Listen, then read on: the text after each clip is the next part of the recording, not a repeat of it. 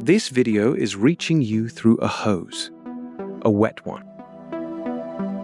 Right now, at the bottom of the ocean, your internet is flowing through a tube you could wrap your hand around. This is every cable holding the internet together.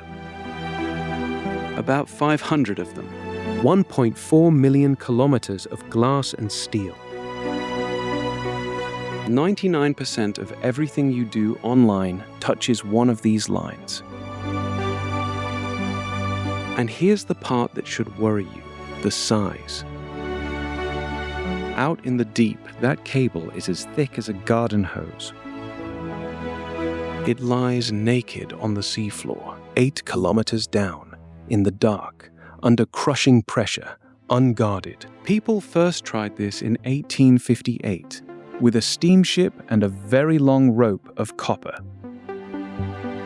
The first message, a queen congratulating a president, took 16 hours. 3 weeks later, the cable cooked itself and died. Progress. Today, watch what happens when you click. Your click leaves New York, dives 4 kilometers under the Atlantic, surfaces in London, grabs the answer, and swims all the way home. Round trip, 60 milliseconds. You can't blink that fast. Now the part nobody tells you. These cables break all the time, roughly twice a week somewhere on Earth. Ship anchors, fishing nets, earthquakes, and yes, the occasional curious shark.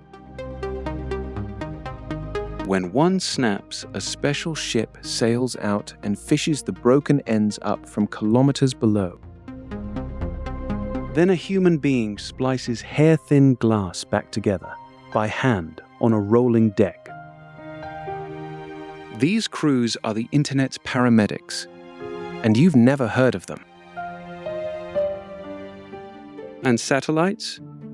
They carry barely a slice. Your photos in the cloud, your messages, your money, this video. The cloud is not in the sky. It's under the sea. 500 wet hoses quietly holding civilization together. So next time a video loads instantly, remember it swam an ocean to reach you.